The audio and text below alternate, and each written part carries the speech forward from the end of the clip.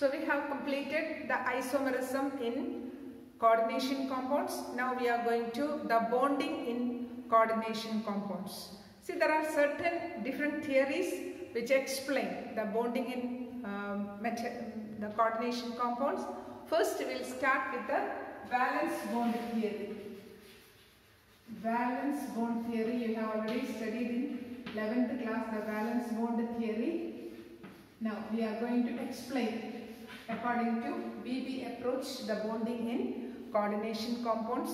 Now here what we usually take is we see the magnetic behavior of the molecule, and from the magnetic behavior of the molecule we go to hybridization and explain the geometry of the molecule. So usually what we start from is the magnetic behavior. We see whether the molecule is either paramagnetic or diamagnetic. If the molecule is paramagnetic, that means it contains unpaired electrons. If it is diamagnetic, it contains only paired electrons. Now based on this we will study the orbitals which are going for hybridization, and we will select hybridization, and depending on the hybridization we select the geometry of the molecule. We find the geometry of the molecule, really explain the geometry of the molecule. Okay. So but here the first example I am going to take is hexaamine cobalt 3 ion, hexaamine. So NH3 6 times, CO NH3 6 times, 3 plus. This cation I am going to explain. Now cobalt is 3, having the configuration 3d7 4s2. Cobalt configuration is 3d7 4s2. That means the D, it is 1 5 orbitals and it is 4s. Then there is 4p, then 4d, 4p and 4d. So this is 3d, then 4s, 4p, 4d. So the choice for the metal is you can either take the inner d orbitals or the outer d orbitals. Now this ion is diamagnetic. That means no unpaired electron is there. Now cobalt it is 3d7, 1, 2, 3, 4, 5, 6, 7, then 4s2. This is cobalt configuration. Now plus 3 state, that means 3 electrons we will have to reduce. 2 electrons from the outer orbital, that is from 4s2 electrons will go. Now 1 paired electron from D will go. So if the ligands, when they come, that is ammonia molecule, if they are the central metal atom undergo hybridization before that. Now if the hybridization is sp3d2, because 6 hybrid orbitals must be there, so 1, 2, 3, 4, 5, 6. If the metal ion is taking 6 hybrid orbitals, these orbitals for hybridization, then the inner d orbitals will contain unpaired electron, then the molecule will be paramagnetic. But this ion is diamagnetic, that means it is here no unpaired electrons are there. So to explain that, valence bond approach says, when the strong ligand ammonia comes near the central metal ion, the pairing of electrons will take place. These electrons will go and pair the other D. So you will get the 3 d orbitals paired. Now these 2 d orbitals are now empty. That 2d, then 1s and 3p. So 1, 2, 3, 4, 5, 6. They are taking these 6 orbitals for hybridization, and hybridization is D2sp3 hybridization. So in presence when the ligand molecule approach, what the metal ion is doing is, it will, for the metal ion, the d electrons will get paired. They get paired and leaving behind 2 empty d orbitals, inner d orbitals, those two empty inner orbitals, then 1s and 4p. Why 6 orbitals? Because from 6 ammonia molecule, 6 pairs of electrons are coming.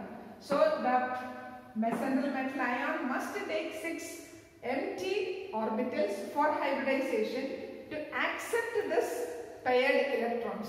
So 6 empty orbitals now it has taken, and the hybridization is D2sp3. Then the geometry will be octahedral.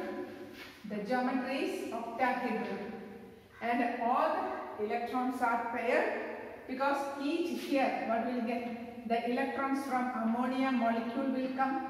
They are all paired, so the molecule, the ion contains only paired electrons, therefore it is diamagnetic. See, all these 6 electrons, 6 pairs of electrons come from the 6 ammonia molecules, so only paired electrons are there, so the molecule is diamagnetic, or the cation is diamagnetic. So it is octahedral, hybridization is D2sp3, and it is diamagnetic. Understood? So this is the explanation given for the bonding in hexaamine cobalt 3 ion. Now in COF6 3 minus, that is hexafluoridocobaltate 3 or hexafluorocobaltate 3 ion, then what happens here? This ion is paramagnetic. This ion is paramagnetic. That means that I told you everything starts from the magnetic behavior. The magnetic behavior of this ion is paramagnetic. Now again D7 configuration and +3 state. That is here cobalt. It is X1 fluoride ion -1. 6 fluoride ion is net charge -3. So X is equal to -3 plus 6. So it is +3. So +3 is the oxidation state. Now 1, 2, 3. Now 5. +3 state means again 3 electrons must go. This is the configuration, 2 from here, 1 from here. Again 6 electrons. 1, 2, 3, 4, 5, 6 electrons. Then S, 4s orbital empty. This is 3d, that is CO 3 plus ion. Then 4p, then 4d.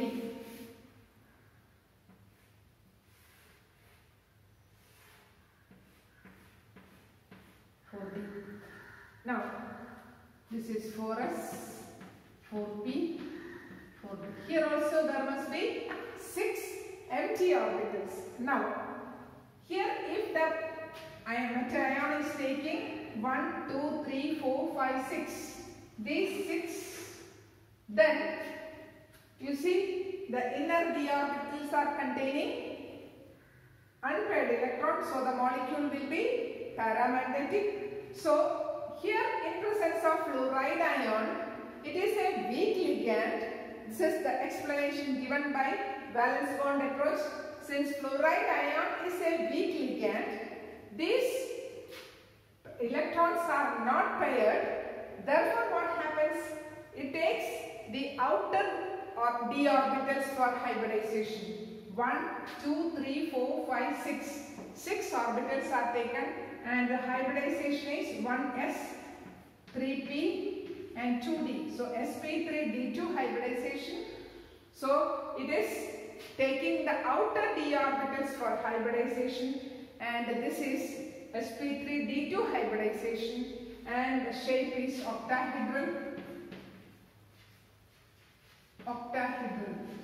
The geometry of the molecule is octahedral.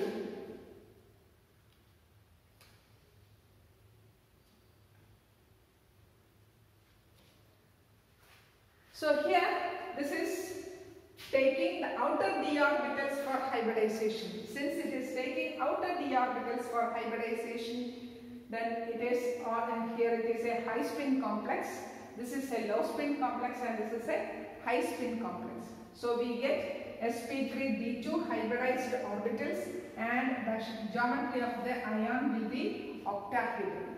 So this is the explanation given. So for ammonia molecule, it is a strong ligand. Since it is a strong ligand, pairing of electron will take place, and therefore all the electrons are paired. All the electrons are paired, and it is paramagnetic. It is diamagnetic, and here all the here in presence of ligand, such pairing will not take place. Since pairing is not taking place, see how what is happening here. This is a paramagnetic ion. So this is the explanation given for the molecule, the structure or geometry and magnetic behavior. Now next we will go to another example. Tetracyanonickelate, NiCN 4 times 2 plus.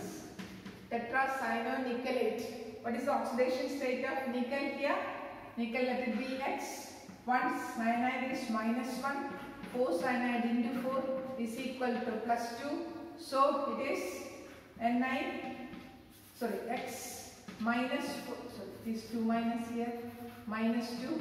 So it is -2 plus 4, that is equal to 2.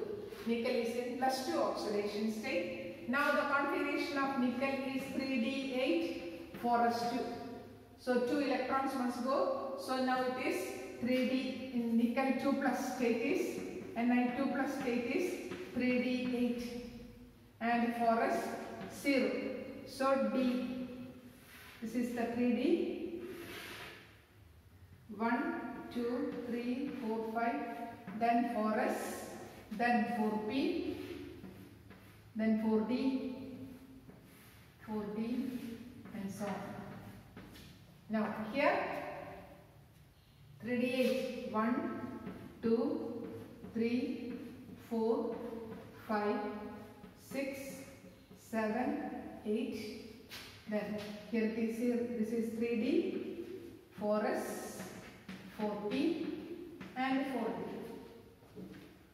Now here this ion is diamagnetic. Again, and the tetracyanonickelate ion is diamagnetic.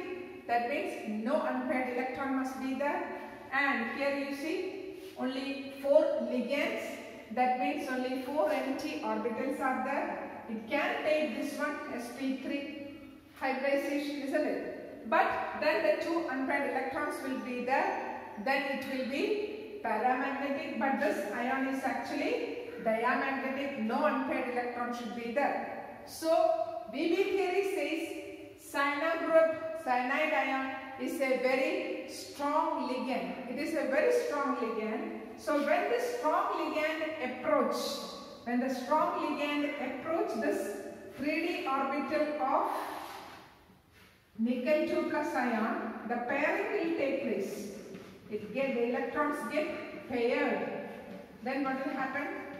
This d orbital will become empty, then s, then p3. So we need now only 4. D, 1, 2, 3, 4. The hybridization is dsp2. The hybridization is dsp2. And what is the geometry of the molecule? Since it is dsp2, the geometry is square planar. Square planar. The geometry of the molecule is square planar. So in present, since cyanide group is cyanide ion is a strong ligand, when this cyanide group approached the nickel ion, then what happens? The pairing will take place.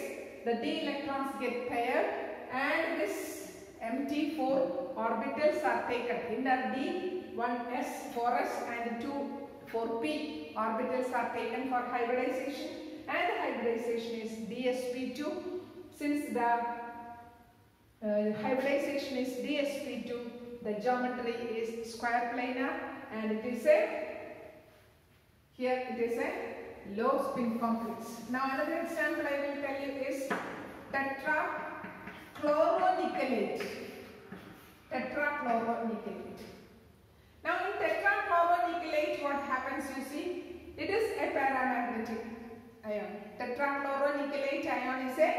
paramagnetic ion. Again, what is the oxidation state of nickel here? 2 plus. So the configuration of nickel 2 plus is 3D8 4 0. Now again 3D8. Then 4s.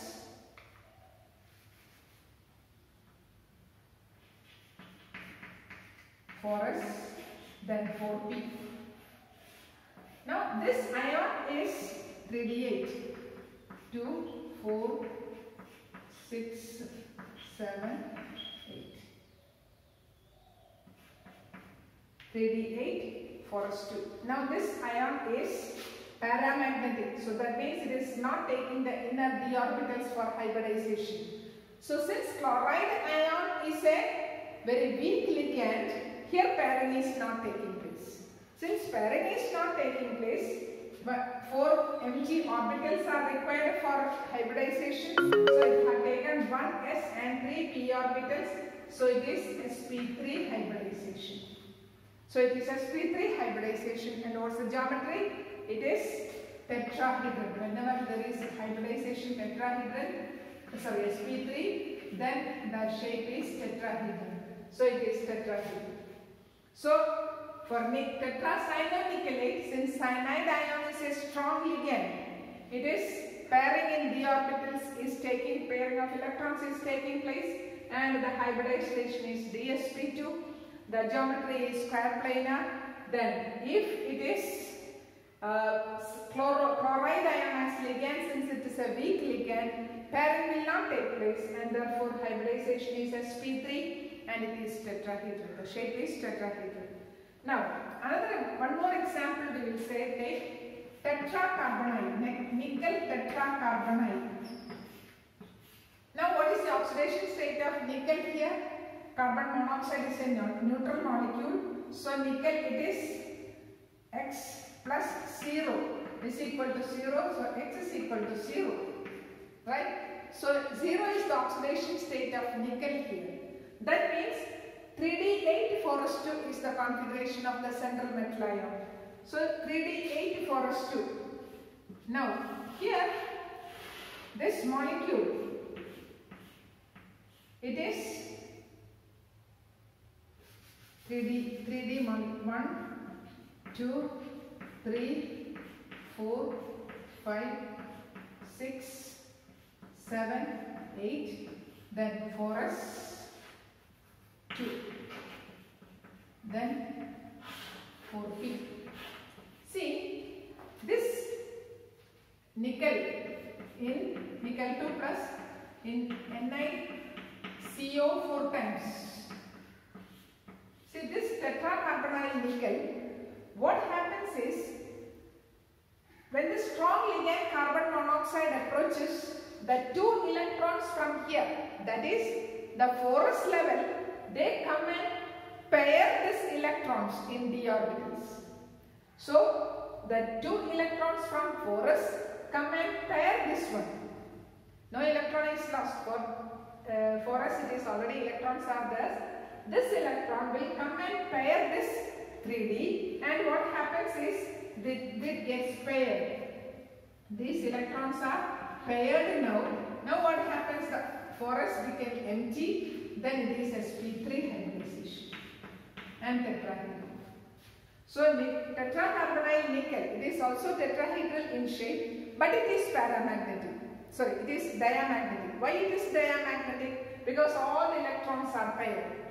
Why electrons are paired? When carbon monoxide, a strong ligand comes, the electrons, 2 electrons from 4s, they jump to 3D and make them paired. So all the d orbitals are paired now, and these hybrid orbitals, they will get paired electron from the ligand. So all electrons or orbitals are containing paired electrons. Therefore, it is diamagnetic. See, same shape with the tetrahedral shape in it, tetrachloronickel, but it is paramagnetic because the d electrons are not pairing, because chloride ion is a weak ligand. So this is VB theory. VB theory explains everything based on the magnetic behavior. And they say if a strong ligand comes and approach the metal ion, the pairing will take place, and if a weak ligand is coming, the pairing will not take place. Then if pairing is taking place, then the metal ion will take inner d orbitals for hybridization. If pairing is not taking place, it will take the outer electrons for hybridization, because for hybridization it requires empty d orbitals. Why empty d orbitals? Because paired electrons are getting from this ligands. The ligands are giving paired to a pair of electrons. Each ligand will be giving pairs of electrons. So it will have to be, the metal ion must give an empty orbital for the occupation of this paired electron. So the pairing of electrons are taking place in some, and when pairing is taking place, the molecule will contain only paired electron, and that molecule will be diamagnetic. So we are getting all the information from the magnetic behavior. We will take the magnetic behavior, and from the magnetic behavior